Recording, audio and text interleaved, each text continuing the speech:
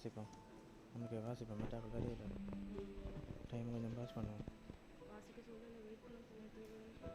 அது இதுலேருந்து தொடங்குறது. சும்மா இன்ட்ரடக்ஷன் வேணாம் கொடுக்குறேன். இது வேணாம் இது வேணாம் அப்படி வாசிப்போம்.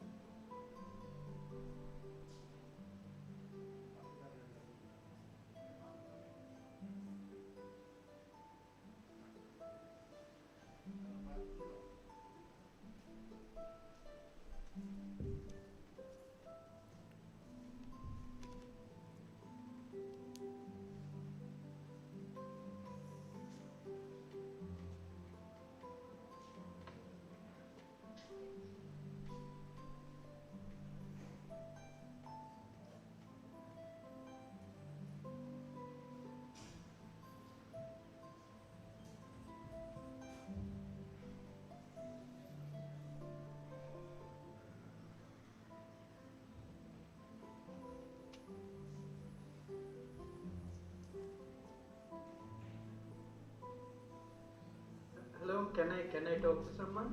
Hello? Hello? Yes, you can, sir. Hello? Sir, can you hear me? Hello? Hello, can I talk to someone? Yes, can you hear Can me? you hear me?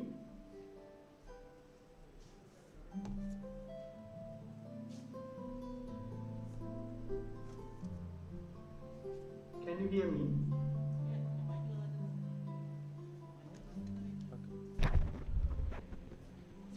System sound. No, I could hear your discussion, but Yes, you can hear. yeah, Okay. yeah. I am Professor Dharmasena from University of Kerala. Yes, sir. I need to play a very short video.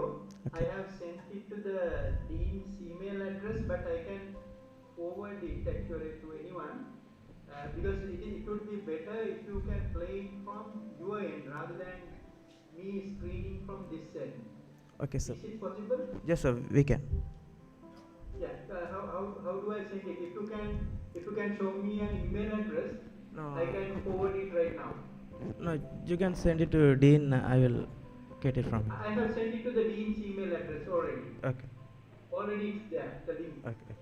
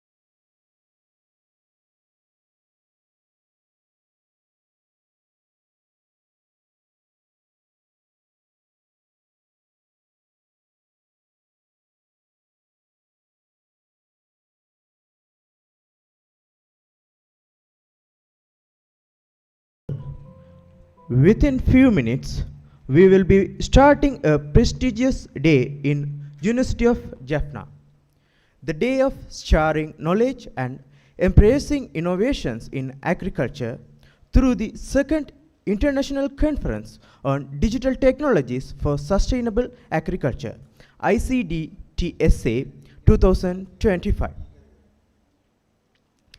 ICDTSA 2025 is being a great platform for many researchers and students to showcase their technological innovations and understanding in agriculture.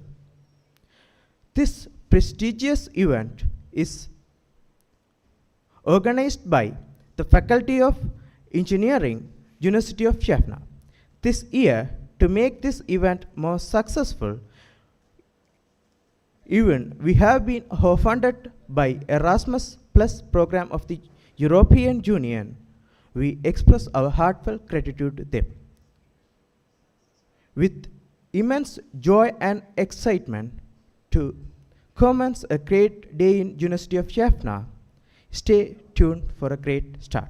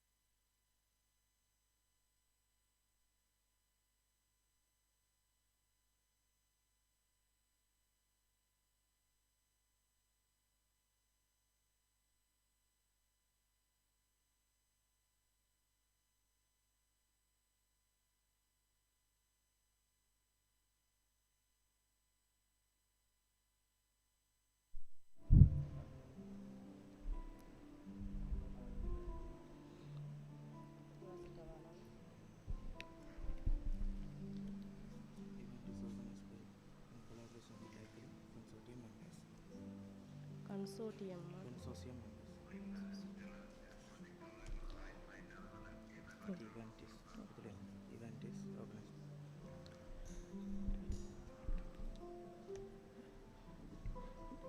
Event is organized by the University of Jaffna in collaboration with Agri Consortium members and co-funded by Erasmus Plus by European Union.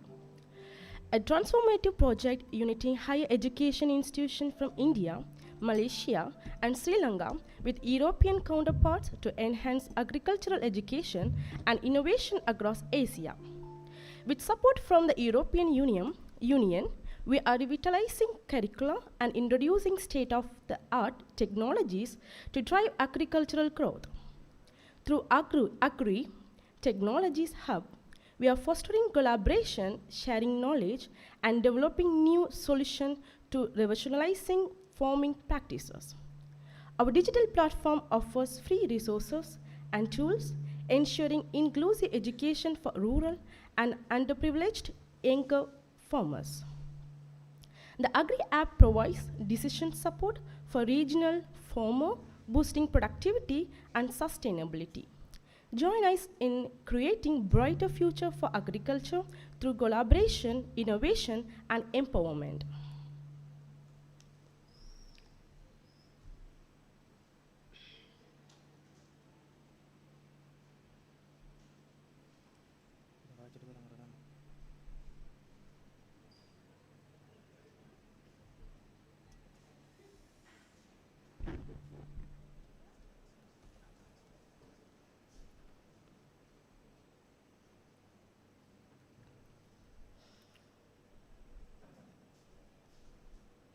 Agri formed with specific objectives to promote a revitalized agriculture curriculum to address contemporary challenges and opportunities in the sector.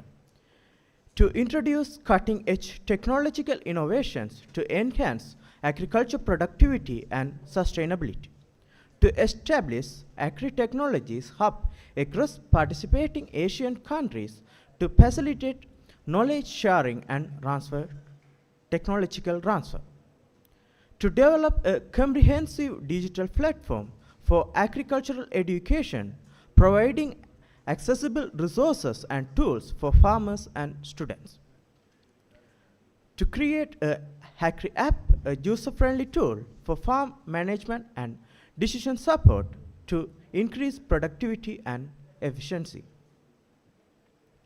to conduct extensive dissemination and outreach programs to ensure widespread adaptation of projects outcomes and empower agricultural communities across Asia.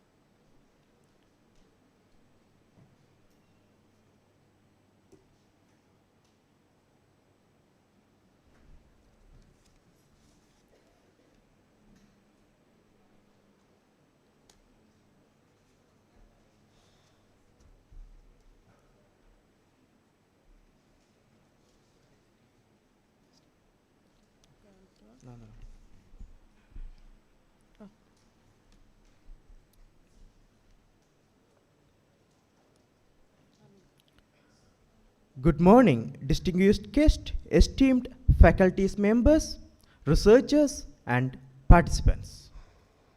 It is with great pleasure and honor that we welcome you all to the second International Conference on Digital Technologies for Sustainable Agriculture, ICDTSA 2025. This prestigious event is organized by the University of Jaffna in collaboration with Consortium members and co-funded by Erasmus Plus by the European Union. Today, we come together under the conference theme, Enabling Digital Innovation for a Resilient and Sustainable Agri-Future. In the dynamic hybrid setting, we aim to engage in meaningful discussion and innovative solutions. Without further ado, let's proceed with the agenda for the day. To officially commence our conference, we will begin with the lighting of traditional oil lamp. This ritual symbolizes the illumination of knowledge and wisdom. And we are honored to have the dignitaries for this auspicious ceremony with immense honor and pleasure to light the oil lamp. We cordially invite Professor Sri Satkunaraja, the General Chair of ICDTSA 2025 and the Vice Chancellor of the University of Jaffna, Dr. Kaneshwaran, Project Coordinator, the Dean, Faculty of Engineering, Professor K. Bahirathan, the Dean, Faculty of Agriculture, Dr. T. Kethisan, the Dean,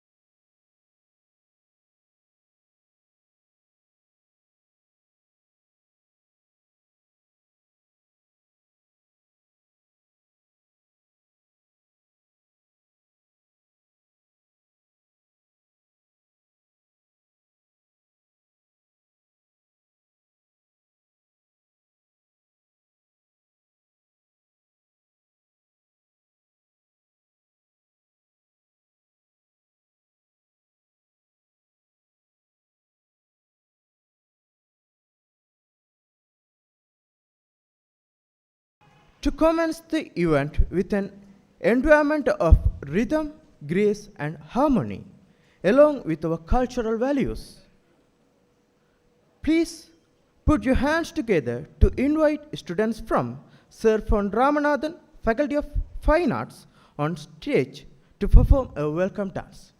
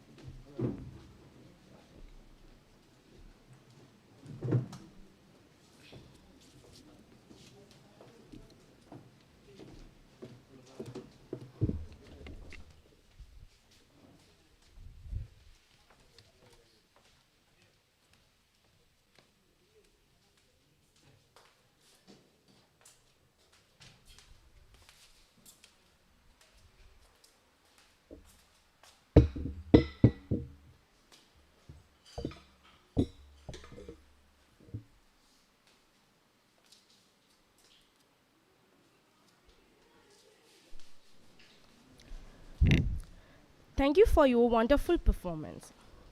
ICDTSA 2025 at the University of Jaffna, jointly organized by the Faculty of Engineering and Faculty of Agriculture. We invite the following dignitaries to the head table. The Vice Chancellor, Professor S. Sri Sadgunaraja, Project Coordinator, Dr. A. Kaneswaran, Convener, Professor N. Kannan, and Editor, Professor T. Thiruvaran, and Professor K. Bahiradan, and Professor Gulistan Raja.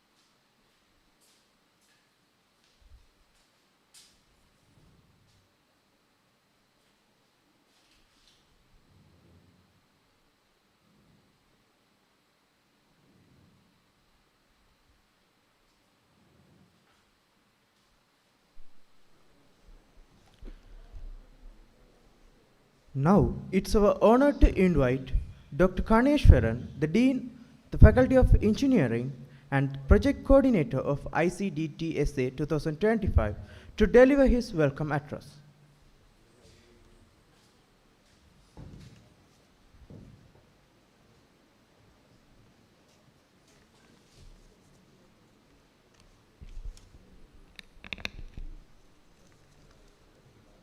Professor Sri Sadgunaraja, the Vice Chancellor of the University of Jaffna, Deans of the Faculties, delegates from consortium partner institutions, keynote speakers, esteemed guests, conference participants, and fellow colleagues. Good morning and welcome to the second International Conference on Digital Technologies for Sustainable Agriculture, ICDTSA 2025. This event is jointly organized by the Faculty of Engineering and the Faculty of Agriculture at the University of Jaffna in collaboration with our consortium partners and co-funded by the Erasmus Plus program of the European Union. It is a great honor for me to stand before you today as we come together to exchange ideas and strengthen collaboration within our global community. The conference will serve as platform for scholars, practitioners, educators, industry professionals, and agricultural entrepreneurs to exchange knowledge, enhance practices, and stimulate innovation in sustainable agriculture. This year's event holds particular significance as we celebrate the University of Jaffna's Golden Jubilee. First and foremost, I would like to welcome to the Professor S. Sri Sadgunaraja, the Vice Chancellor of the University of Jaffna. We are honored by your presence and support, which greatly enriches our gathering. I would now like to extend a warm welcome to the delegates from our consortium partners, VIT Chennai, COIP Pune, Anna University, Me Too Turkey, IMB Paya, the University of West Attica, APU Malaysia, and the University of Malaysia, Pahang. I would like to extend a heartfelt welcome to the deans of various faculties, members of the council, keynote speaker Prof. D.N. Dharmasena, professor and head of the Department of Agricultural Engineering, University of Peradeniya, and Professor Gulistan Raja, Dean, Faculty of Electronics and Electrical Engineering, University of Taxila, Pakistan. Heads of the departments, professors, academic staffs, Deputy Registrar Kilinochchi premises, and non-academic staffs of the University of Jaffna. We are truly grateful for your presence here today. I apologize since to anyone whose name may have been inadvertently missed. Your contribution and participations are vital to the success of this conference, and I appreciate each and every one of you. Finally, I would like to welcome all conference participants. Your engagement is what makes this event meaningful, and I look forward to the inspiring discussion ahead. Thank you, and let's make this a successful and enriching conference. Thanks a lot.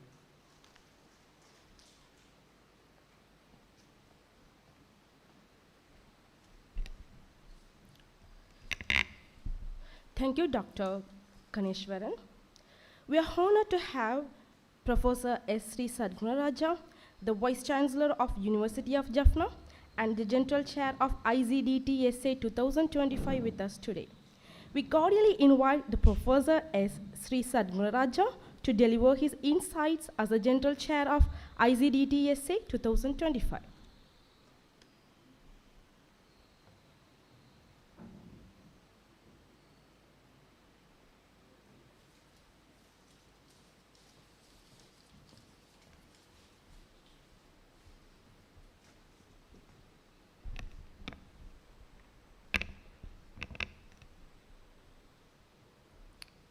திருச்சிற்றம்பலம் ஐயன் அளந்தபடி இரு நாளிகொண்டு அண்டமெல்லாம் உய்ய அரண் செய்யும் உன்னையும் போற்றி ஒருவர் தம்பால் செய்ய பசுந்தமிழ் பாமாலையும் கொண்டு பொய்யும் மெய்யும் இயம்ப வைத்தாய் இதுவோ ஒன்றன் திருவருளே. So in this hymn, ancient saints salute the Divine Mother,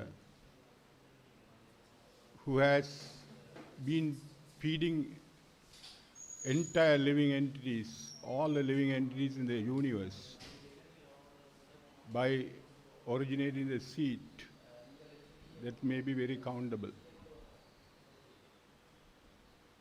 So when you come to feeding, not only human beings, even there are a lot of beings in the ocean, they are fed. Is sustained, but we go and create problem for them.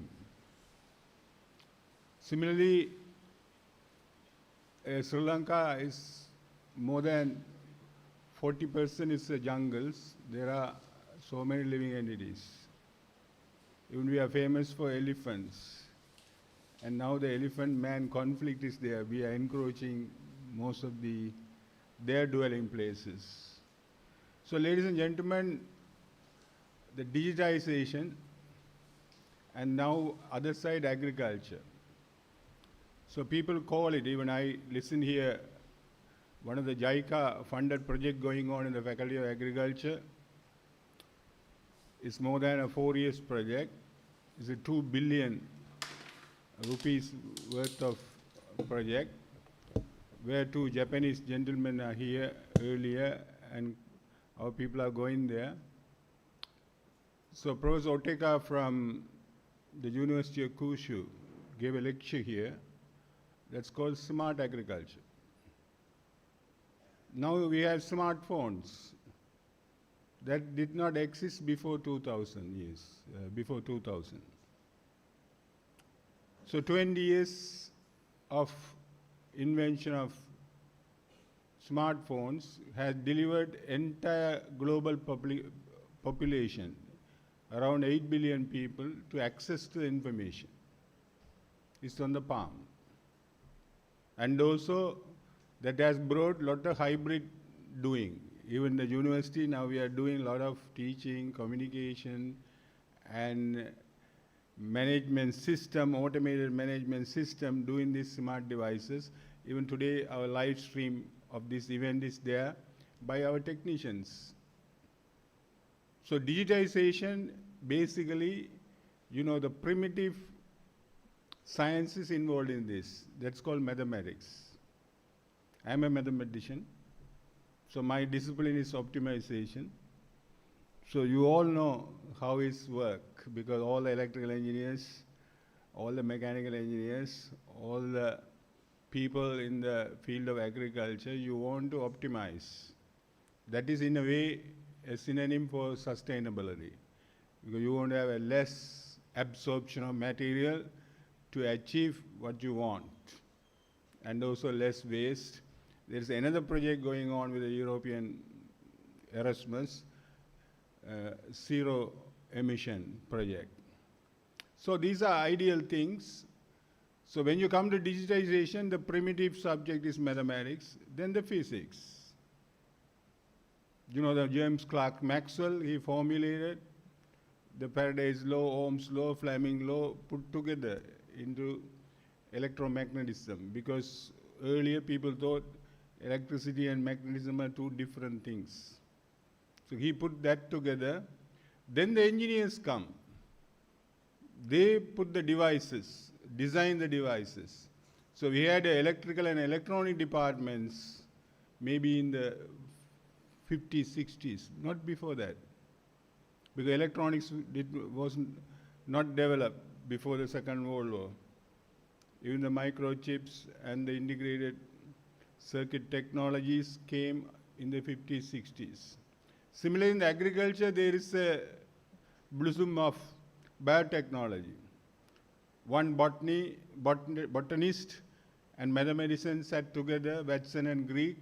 They put this double helix structure for gene technology, and the structure that has paved the way for understanding genetic things. Then the biotechnology exploded. Then biotechnology was incorporated into the agriculture.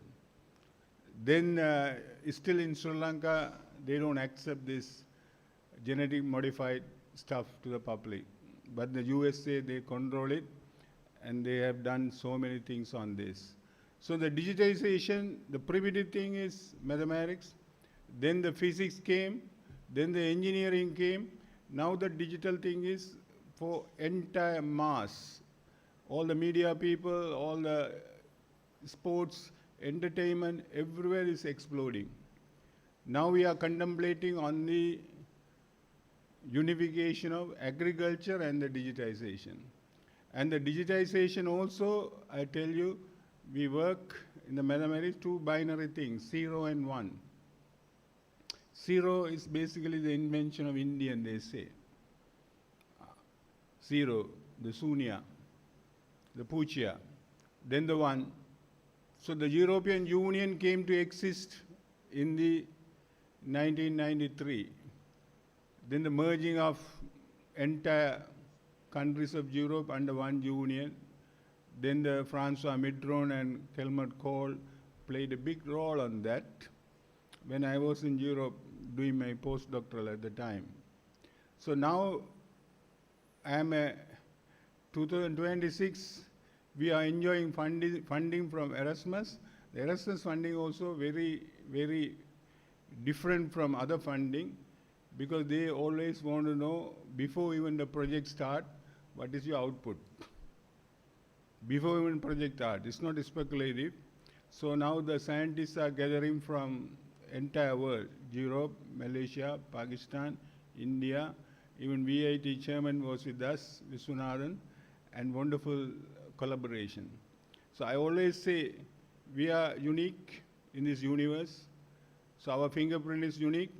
So today you have seen something of the Tamil culture, 5,000 years old Carnatic music, dance and all this. So the preservation is very important.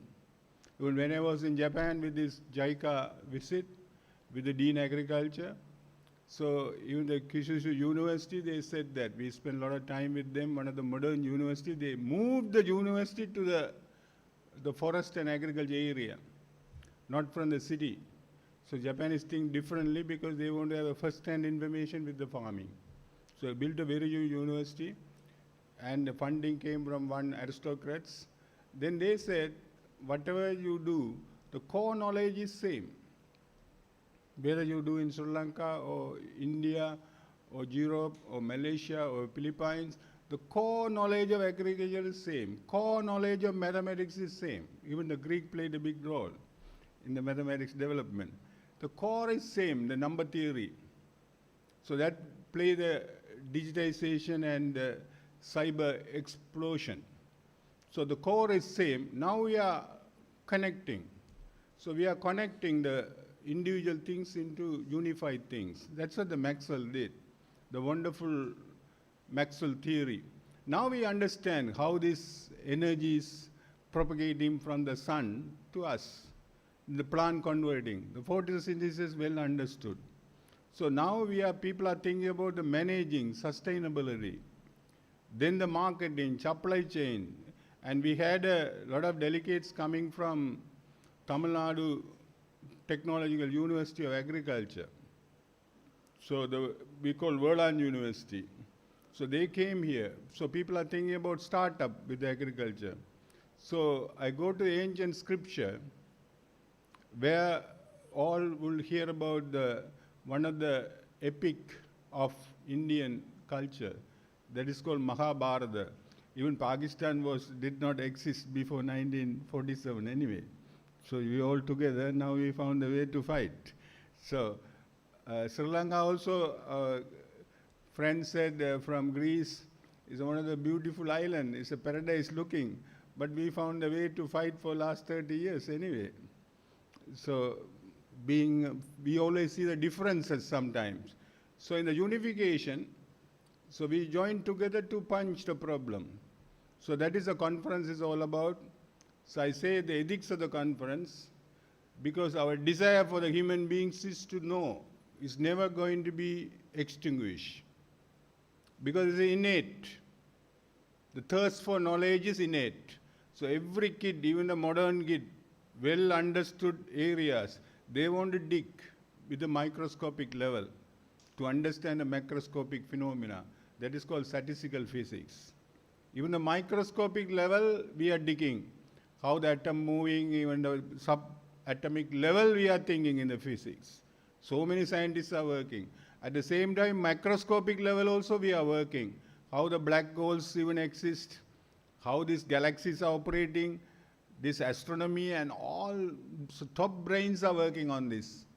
Stephen Hawking and Simon Donaldson and the Princeton, Cambridge, top people are thinking about the macroscopic things. So getting the connectivity and getting the best benefit to the public, because this is all we are doing for the benefit of the human beings. Every human beings are contributing. I always say in our country, the tropical country, the earthworm is, facilitated in the soil. They're making the conditioning the soil, but we don't witness that. Even we had a problem with the economic crisis. Organic farming matter came for our sustainability. So we had Professor Meundan and the agriculture biology team were thinking about this, the natural compost. So they are putting the earthworm into some sort of fertilizer culture. So when you come to, although the knowledge horizon is expanding exponentially. Exponentially is an invention of a Swiss mathematician, Leonhard Euler. That's what the E come. Now E is in the computer, E is in the calculator, E is everywhere, the normal distribution E. So the exponential expansion means the knowledge doubling time is halving. So in this wonderful world, if we don't run with the development, the modernized development, we will be easily left out. This is a problem of third world, developing countries. Easily they are left out. Then you can't compete with the people who are dominating the agriculture, US, China, and all these areas. They incorporated technology and they produce. We also know how to produce. Only problem is whether it's marketable, whether it's competitive with the world environment, whether it could be preserved and packaged and sold. So all kind of related problems are there. So ladies and gentlemen, hearing from the wise, we become wise.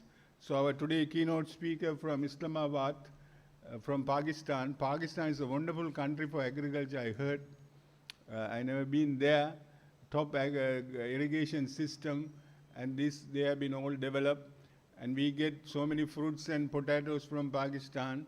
So I am also one of the consumer. Today we have scientists from engineering background to our country, and also other keynote speaker from University of Peradeniya, Dharmadasa. That is a pioneering place for agriculture development in this country. Then the colleagues from Europe, Malaysia, Africa, India. So unbelievable. In the modern world, maybe 100 years ago, we never had these facilities. 100 years ago, I was attending a blood transfusion day. Even people didn't know the blood groups. So timeline, if you look at 100 years, then the 1950s, 60s, the electronic revolution came. The nuclear revolution came.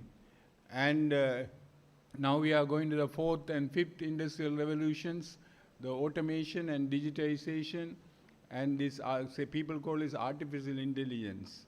Artificial intelligence, you know, AI. I finished off my talk with this, our Thiruvaran and Ganeshwaran. We had engineering department, traditional departments, civil engineering, electrical and electronic engineering after 1960s, and then we had a mechanical engineering that is very old, and now we had a computer engineering. Computer engineering came to exist in the 70s, computer science. Now we have this embedded systems, automated system, Arduino systems, where we call it IoT. Even Thiruvaran got a patentship, our head of the professor, electrical and electronics, doing some internet sensor devices to predict something on agriculture. So IoT is what? Sensors we have in our body. Top sensors are operating. Sensors and processing machine we have in our skull. And then the action, the execution, that's also the top mechanical system is in our body. When I was talking to a keynote speaker, I was recalling the Imran Khan, Wasim Barry, and Javed Miandad and all that. And they are famous for eye-hand coordination. So psychomotor domains are working. So that's what one of the best mathematicians of the era from France, Joseph Fourier, he's the person found a way for signal processing. People all in the electrical engineering and all use the Fourier transform. The Fourier said, the fruitful source of discovery is the nature. Fruitful source of the discovery is nature. So this marriage between agriculture, mechanical engineering, digitization, and all this are wonderful new marriage and integration. So we have an integrated farm. So now we integrated discipline. Now multi-disciplinary research is fundamental. Even when I was in Australia earlier in the 2004, we had a department of statistics, we had a department of pure mathematics, we had a department of applied mathematics, we had a department of computer science, and so on. Now I visited again in the 2015 odd, where all are merged. Now they call it the School of Mathematics and Computing. So mega faculties are coming, so mega thing is coming for the benefit of the people. And on behalf of the University of Jaffna, we are delighted in the Golden Jubilee year with the Erasmus funding. There are three things are important to achieve big things. Funding, then the know-how, knowledge. So our VIT partners and our engineering dean, Ganeshwaran, and all those are organizing, brought top brains to our people, and then the sacrifice. The organizers have been diligently working. Thank you for Mihundan and Muhundan and Thiruvaran and all staff of the engineering faculty and collaborators from other countries, making this wonderful 2 days as a delight for the entire intellectual domain and also bringing something very useful, because I quote from the Gita, Lord Krishna says, little advancement of knowledge may save you from the greatest fear of our life. So little understanding, even corona, before corona come, the virologists understood. PCR machine was found in 2005 because we do the isolation very nicely, because scientific build-up is there. Similarly, what you do today, it will be a delight for the people in the future. Thank you very much, ladies and gentlemen. Valga Valamudan, Valga Vaya.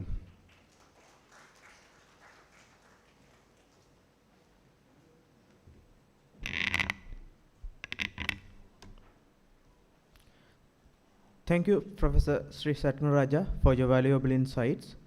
It's now time for one of the key highlights of our conference, the release of the conference proceedings. These proceedings captures the essence of the research presented at ICDTSA 2025, a testament to the hard work and intellectual rigor of our researchers. I invite the dignitaries on the stage to officially release the conference proceedings. We cordially invite the editor, Professor T. Thiruvaran, to present the first copy of the conference to our Vice Chancellor, Professor S. Sri Satmaraja, to officially release the conference proceedings. With great pleasure, we invite both the dignitaries to the stage, please.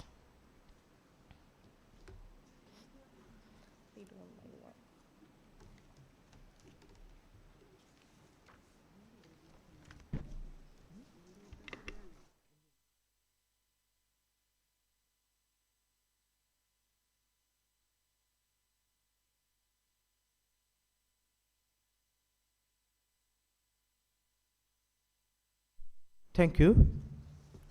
Next, we kindly invite Professor Sri Satmaraja to present the conference proceedings to Dr. Saravanakumar, VIT Chennai, India.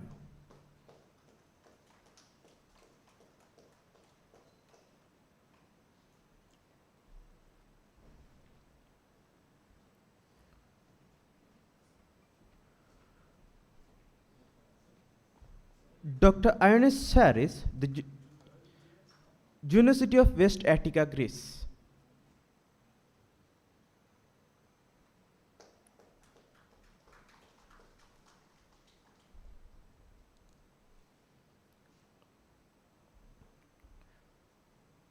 Next, we invite Dr. Rohan Soman, IMP Pan, Poland.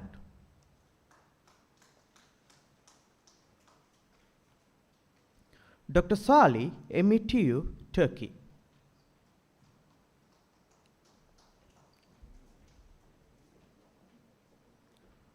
Dr. R. Bavadarani, Eastern University, Sri Lanka.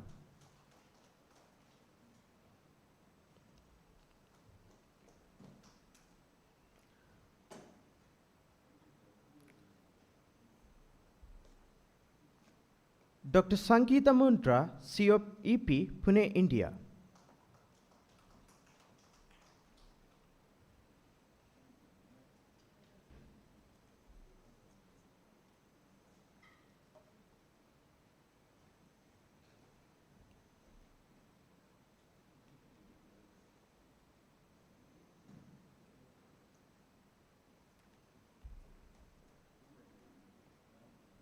Dr. Saifa Abhani, the University of Malaysia, Bahrain.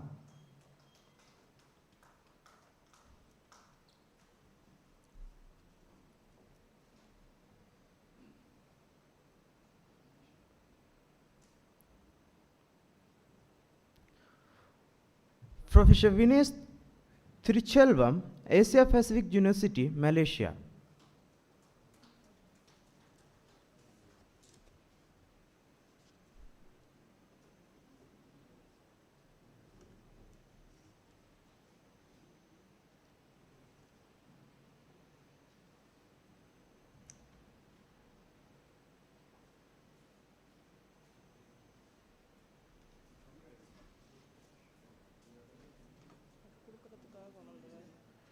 We kindly invite Professor Vinay Thirchelvam to present Vice Chancellor memento.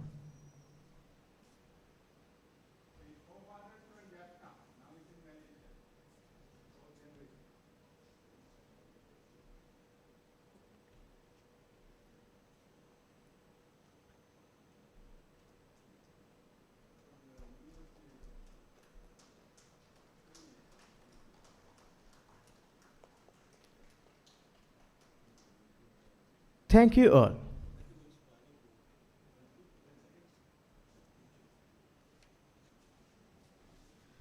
So, just 10 seconds, don't worry, I won't take much time. My roots are from here, and yesterday I was taken around, and I want to pledge 2,000 pounds to your university, to your engineering department, for a project that they can come up with, but the beneficiary must be someone or the area of the kites, all right? So I will type an email and give it to you officially. All right, thank you very much.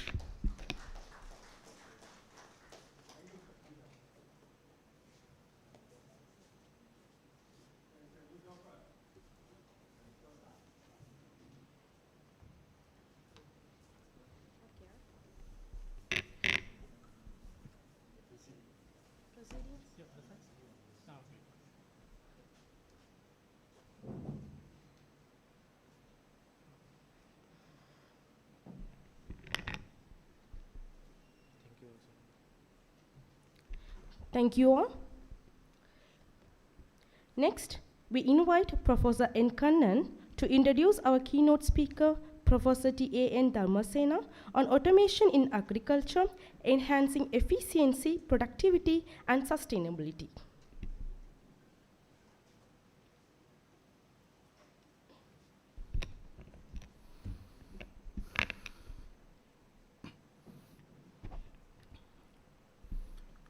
Very good morning, ladies and gentlemen. I'm indeed delighted to stand here to introduce our keynote speaker, Professor Dan Dharmasena. He is an eminent scientist in the field of post-harvest engineering. He completed his PhD at Cranfield University in UK. He is an structured academic. He has published many papers in index journals. Recently, he has published one paper related to paddy parboiling. He has started working on process control and automation. He is now highly involving in smart agriculture and agricultural practices. He was a chairman of the board of study of Agricultural and Biosystems Engineering at the University of Peradeniya. He was the head of the Department of Agricultural Engineering. This is a great time to invite this eminent scientist to deliver this gathering today. We are honored to have you here to address our gathering. Your presence is highly valuable. We are grateful to you, sir. With this short note, I would like to invite Professor Dharmasena to address this gathering. Thank you.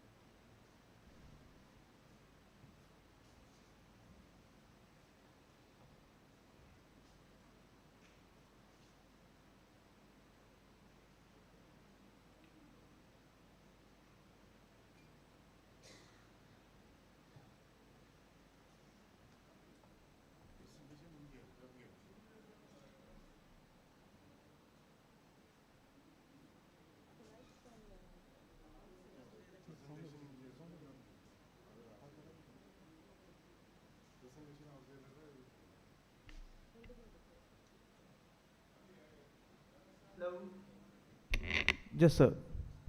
Yeah, I will play slides from here, Okay. and then you can play the video, right? Okay, thank you. I will stop share. I will share my screen. Yes. It's easy for me.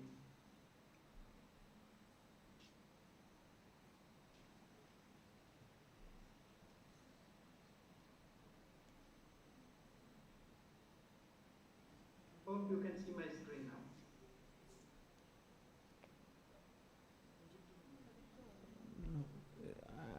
We couldn't see your screen, sir. Can you see my screen now? No, I think it's not shared yet.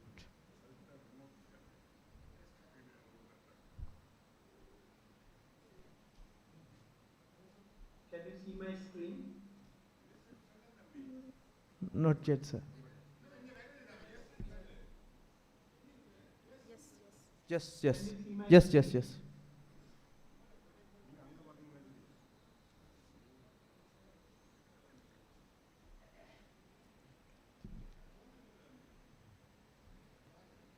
Can you see my screen? Just you can start, sir. Yeah. Okay.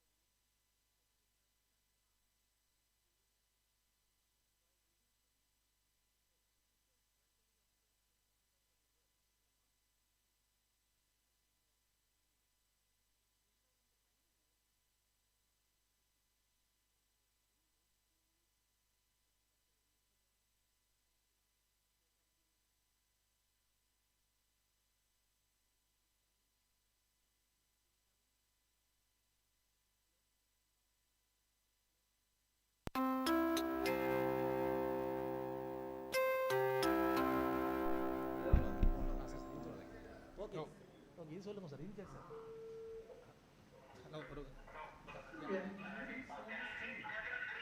Ah, right. Okay, sorry.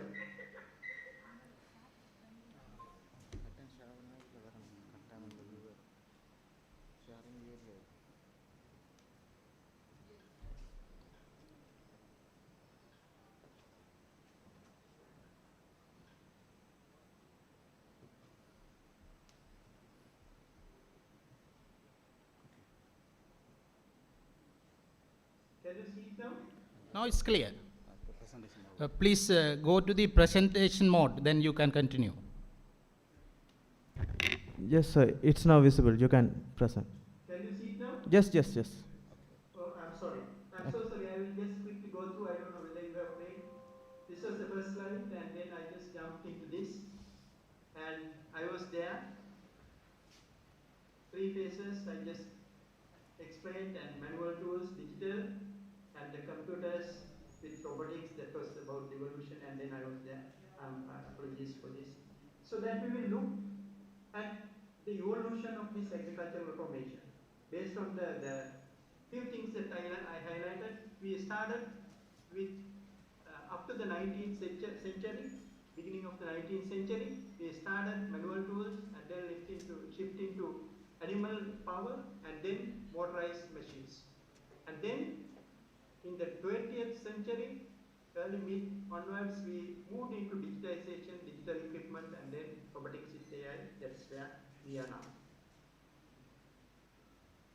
And early 20th century, the needs were usually, even the Romans, according to literature, they said they have used even grain mills, even coffee berry machines, things like that, seed drills. This is where the start of these motorized machines. And then 19 up to early 20th century, the development of reaper harvesters, but the technologies that they have used were scissors for cutting, so very primitive technology, and harvesters, and first combined harvesters goes back to the 19th century, 1835. This is where they have been innovated, even the track-type tractors. Because this was the machinery age, automation, we were talking about machinery age. And then we have jumped into the green revolution. Green revolution, some people come in positive, some people come in negative, but green revolution worked on improved crop varieties, chemical fertilizers, pesticides, and mechanized farming. It was a package. I am very much familiar with this green revolution because it happened during my lifetime and age. I have experienced what was happening in my village.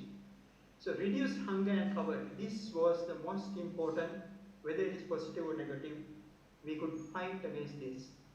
And then 1980s up to 2000, early 1980s, started GPS and EIS technologies. As we all know, these technologies evolved during the war actually, but they have been adopted to agriculture. So these actually, at the initial stages, what people try to do is that they try to plot yield maps, and then yield maps were used to automate fertilizer application in large-scale farms, especially in the US and UK. So from there, agriculture, use of robotics in agriculture, the literature says that it was jumped back to about 2010, but some literature says that started from 2000. But anyway, in the 21st century, it happened. Automation in agriculture advanced with robotics, AI, IoTs, all these autonomous tractors, robotic harvesters, drones, everything that we are talking today. Now today, John Deere's 8-hour tractor. It has its own camera vision, decision-making system, machine vision, everything working autonomous. And UK, this is reported as the hands-free hectare project, supported by Harper Adams University, and this was reported as the first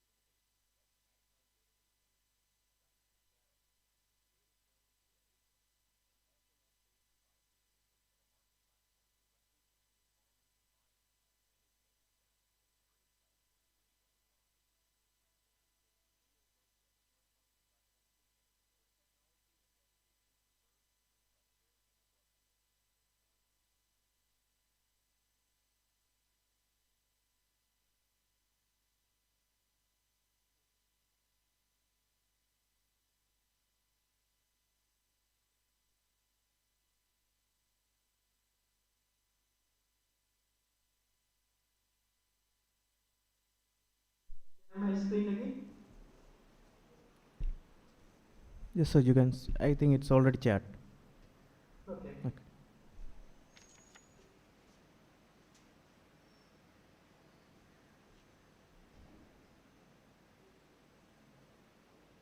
Can I go in? Yes, you can go ahead.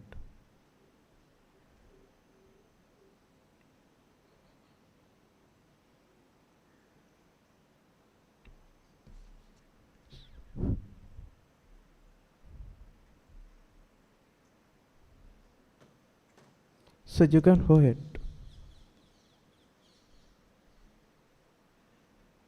Shall I share again?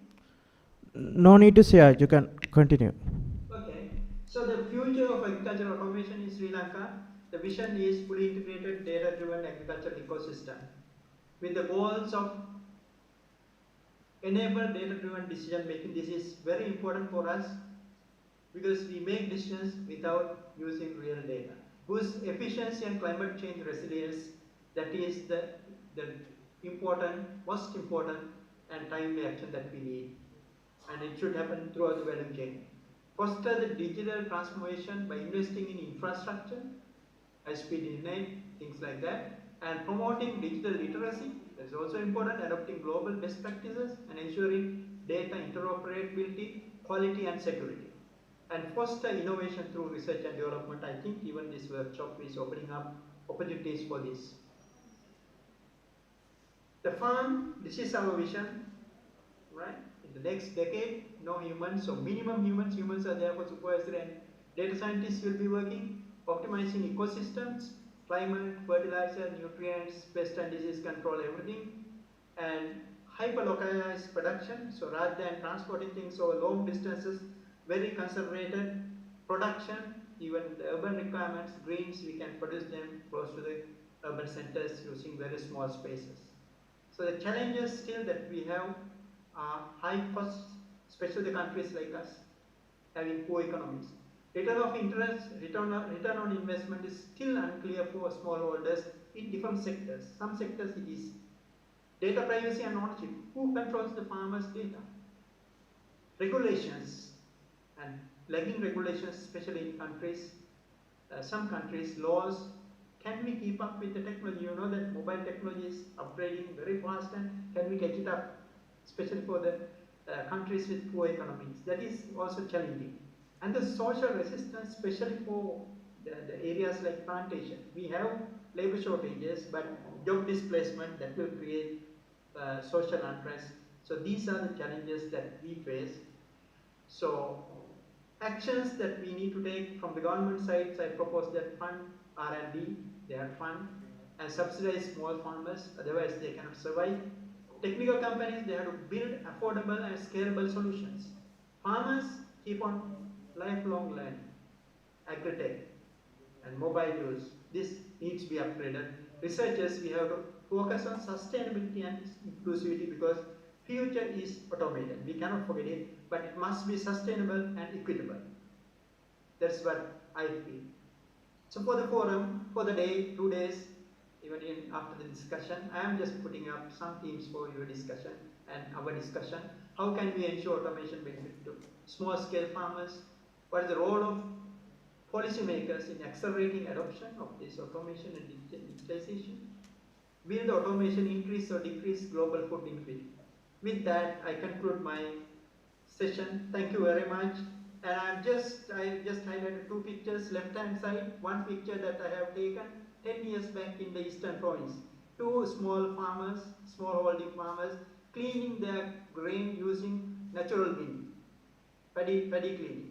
And now we are trying to jump up to this drone technology. So this is the transition that we are thinking, just to open up your minds. Thank you very much. Apologies that I could not join physically with you.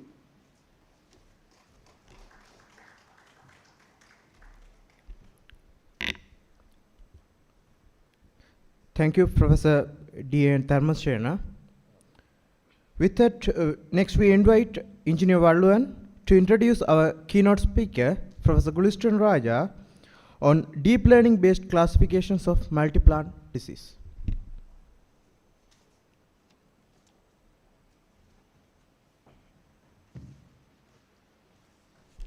Thank you.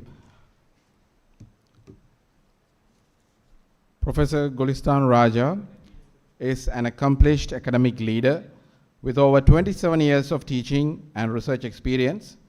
He is currently serves as the Dean of the Faculty of Electronics and Electrical Engineering at UET Taxila, and has previously held key roles including Chairman of the Electrical Engineering Department and the founding Chairman of the Biomedical Engineering Department. A recipient of the IEC Best University Teacher Award, Professor Raja is also Vice Chair of the IEEE Islamabad section and Associate Editor for 4 international impact factor journals. His research interests span signal and image processing, medical image analysis, VLSI architectures, and computer networks. With over 100 publications, he has supervised for PhDs and 65 master's theses and is widely recognized for pioneering outcome-based education at UET Taxila.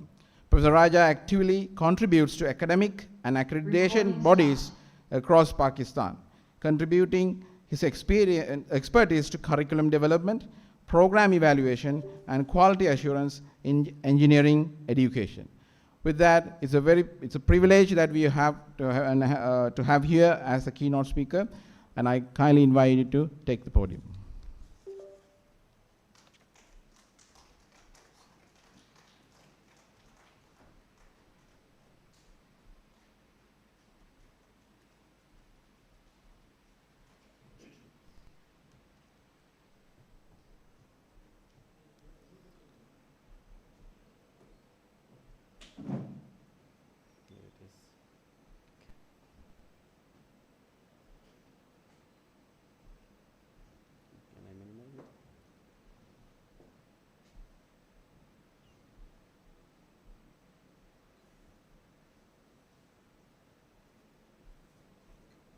Okay.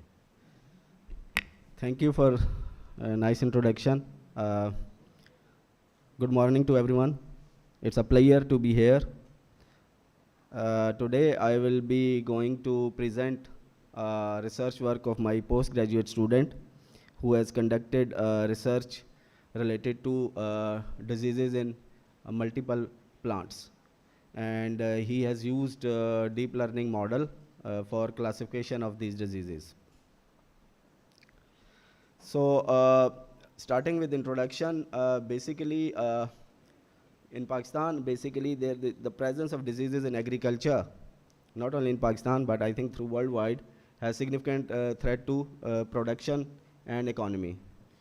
Around 47% of population is involved in agriculture, and 18.9% GDP comes from agriculture in Pakistan. So farmers basically, they are experiencing difficulties in manual identification of these plant diseases. And you know that naked eye observation is a traditional approach there, which is time consuming, and it may result in inaccuracies. Therefore, there is a need of automatically detection of these diseases using some methods related to deep learning. And it may result in reduction of economic losses and ensuring quality and quantity of agriculture products. So basically, this work is using deep learning models for classification of 3 diseases, diseases in 3 plants, like rice, corn, and wheat. So same models were used, and basically these models were used to identify the multiple diseases in these 3 plants. And basically various experiments were conducted to demonstrate the efficiency of proposed system. So basically the objective of this research was to accurately perform these multiple plant diseases classification using deep learning models. And in order to do that, first plant images were taken, and they were pre-processed, and then CNNs were used to accurately classify these diseases, and then results were compared with existing systems to demonstrate the efficacy of proposed method. So before I talk about the proposed methodology, so let me discuss some related work which is conducted in literature. One of the researcher basically used this deep CNN for classification of rice, and he has used around 500 images of diseased and healthy rice leaves to classify the disease in rice. Similarly, another researcher basically used a deep learning model for identification of 3 common rice diseases, and they included rice blast, HISPA, and brown spots. Similarly, another researcher also used deep learning methods to detect and classify the diseases in corn in 2018. Similarly, another researcher basically used a data set of rice and maize images to detect the various diseases in them. And they have employed again the deep learning method. One of the researcher in 2021 basically detected the disease in multi-crop diseases using these CNN models. Again, they have used ResNet and Inception models, deep learning models, to detect various diseases in rice and corn. Similarly, in 2022, healthy and robust leaves of wheat were detected, diseases were detected using these deep learning models. And then another researcher basically done classification of these 2 plants in it. So basically, the summary of related work indicated that, same model was not used to distinguish the various diseases in rice, wheat, and corn. So in proposed research basically does this classification using deep learning model. So this basically slides describes the methodology of research. So basically, we have a data set, and this data set is basically divided into 2 classes: training and testing. And training was done on the 70% of the images, and 30% were used for testing. And then pre-processing was done, and then after this, basically deep learning models were used to basically classify the image into various diseased image or non-diseased image. So this is a basic model, and this is used for basically classification. Now, as far as data set is concerned, data set was taken from a open source software, and it consists of corn, rice, and wheat disease images. Ground truth was provided, so we were able to distinguish that whether our learning model has correctly distinguished the diseases and non-disease image correctly or not. So there were 4 classes of rice and wheat diseases data sets, and 1 healthy and 3 disease leaves. So corn was basically consisting of 2 classes, and it was having infected and healthy images as shown in this table. So you see here the table that corn are having 2 classes, infective and healthy, and there were around 2,000 images for it. 2,000 images for infected and 2,000 images for healthy. Similarly, rice has various disease images, and there were around 500 images for rice. And for as far as wheat is concerned, there were different around 1,000 and some 700 images. So in order to remove disparity among the number of images, data augmentation is used. So basically, why we use data augmentation to reduce the effect of image biasing? Because you know that if we don't use equal number of images, it may result in imbalancing, and results may be biased. So therefore, augmentation is used before the classification of images. And once augmentation is done, and then the images were used basically for classification.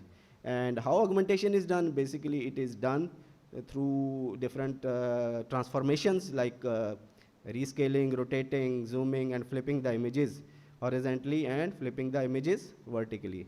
In this way, data augmentation was done.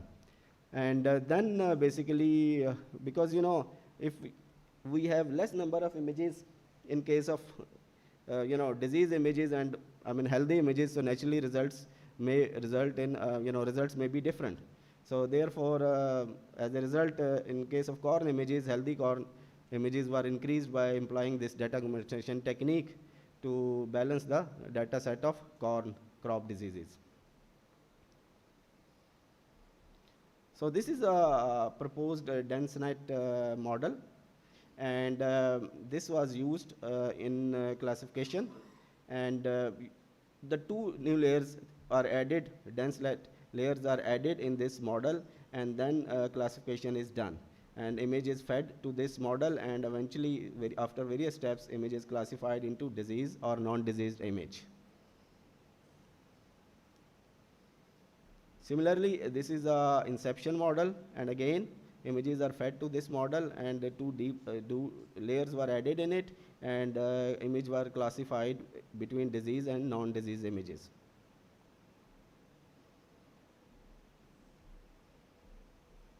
Oh, where it has gone? Lost it. Okay. Then.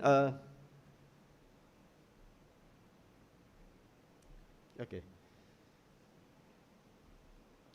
So as far as experimental setup is concerned, Google Colab was used, and analysis was done on GPUs, and Python language was used. And basically, this model was trained for 10 epochs with batch size of 16 and learning rate of 0.001. As far as evaluation parameters are concerned, so we measured accuracy using this relationship of true false and true positive methods, and this relationship is used to find out that how correctly the algorithm has detected the image between disease and non-disease.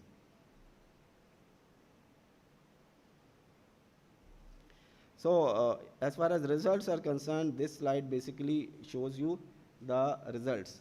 And you see here that basically model is gradually learning, and this basically slide shows you the basically AUC regarding rice diseases.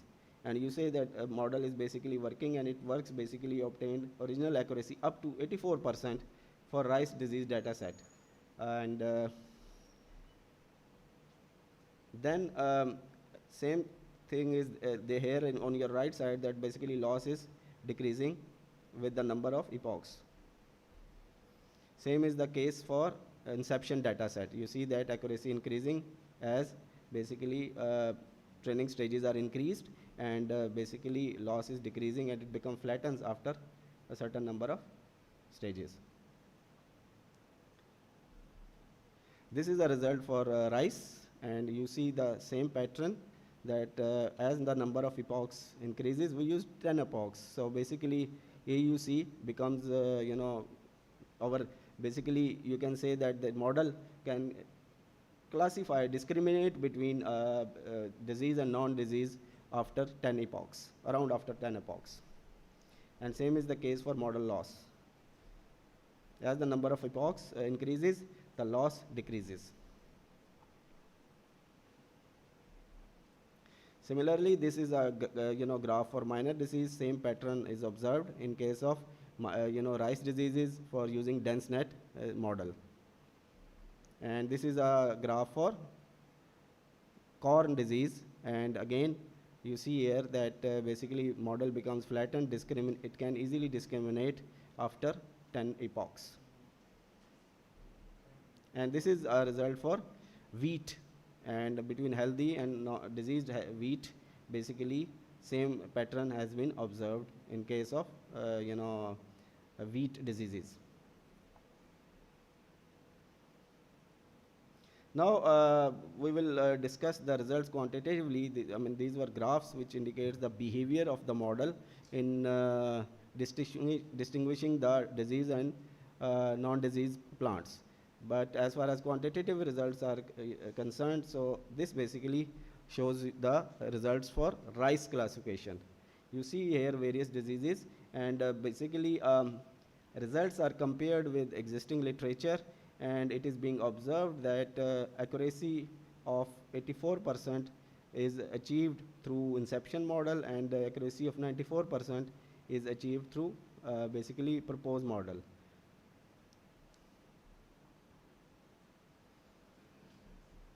Similarly, this slide indicates the results for corn disease. So again, it is being compared with various existing methods, and proposed method indicates significant improvement in terms of accuracy. Similarly, this slide indicates the results for wheat diseases. So you see here that in comparison to, there are various diseases where images were taken, and when they were compared and classified correctly up to 98.52% using this DenseNet model, and same percentage is almost achieved using inception model. So, so as a result, we can conclude that basically these models can, by addition of 2 layers, can classify the diseases using these corn, rice, and wheat plants. And basically, it also demonstrates the accuracy or effectiveness of deep learning models for diagnosing various plant diseases automatically. So in future, we are thinking to examine accuracy by many alternative deep models. These were the 2 deep models, and we are thinking on working on other models to further validate the effectiveness of proposed method. So this concludes my presentation, and at the end I have references. These are the references, and thank you.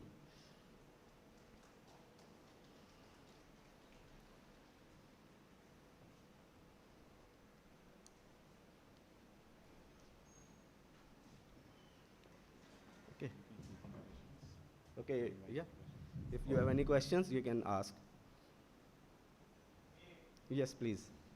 How does these models can differentiate the microorganisms, the pathogens, the fungi or bacteria, virus, diseases? Can it be differentiated using these models? Actually, as far as data set was concerned, we had already ground truth available with the data set, and but the diseases we didn't check, collected the data set ourselves. So data set was already available, and it has already been distinguished that these are the images for diseased images, and these are non-diseased images. So basically, we didn't work on data set collection. So therefore, maybe it can be further expanded. Why, one more clarification, why you have chosen only monocots? Why any dicots are being not tested out?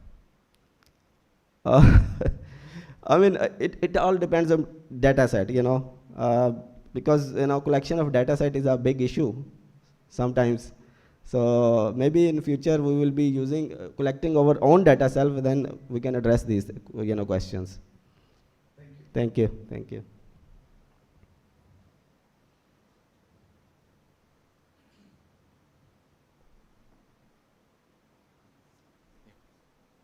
Okay, thank you. Just remain on there. So thank you. For unknown data set to be classified by any of your techniques, or how could you incorporate this?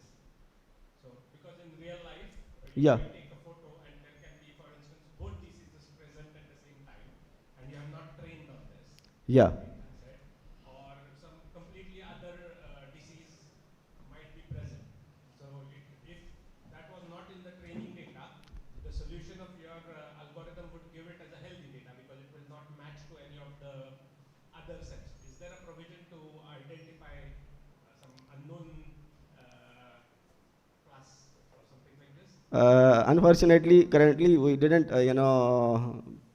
this model would not be able to detect it correctly, because unknown data, again, you have to train it accordingly. Otherwise, it will not give correct results. So thank you. So Professor, could you please remain on the stage. So we thank Professor Gulistan Raja for sharing insights into a state-of-the-art research in leveraging image processing in plant disease detection.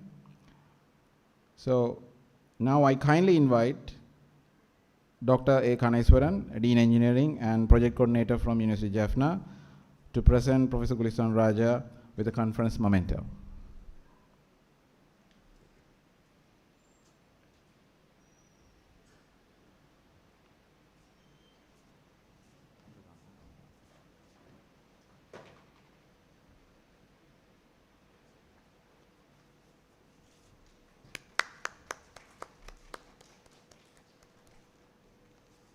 Thank you, Dr. Kaneswaran.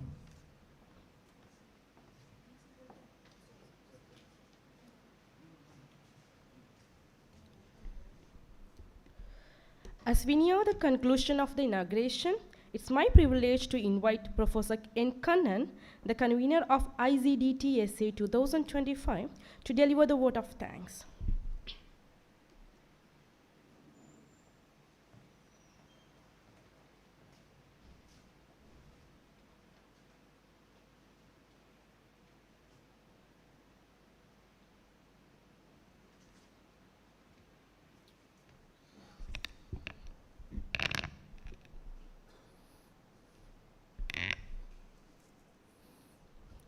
Very good morning, ladies and gentlemen.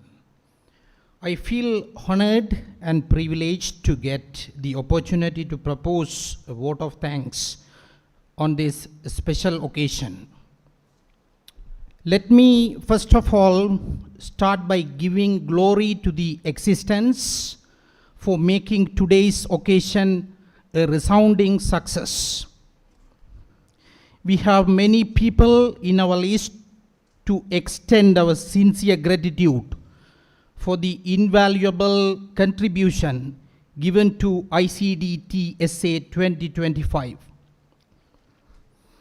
Our Vice Chancellor, Professor S. Sri Satkunaraja, Deans of Faculties of Agriculture and Engineering, our keynote speakers, Professor Dan Dharmasena and Professor Gulistan Raja, invited speakers, international delegates from VIT Chennai, India, Anna University, India, College of Engineering, Pune, India, University of Jaffna, Sri Lanka, the Eastern University, Sri Lanka, the Asian Pacific University of Technology and Innovation, Malaysia, University of Malaysia, Pahang, the University of West Attica, IMP Pan Poland, Middle East Technical University, Turkey, organizing committee members, academic and academic support staff of faculties of engineering and agriculture. Your contribution to this conference is incredible. We take this opportunity to sincerely express our gratitude for your valuable contribution given. Presenters of this conference are also acknowledged because they are pillars of this conference. Lastly, we thank each and every one of you present here.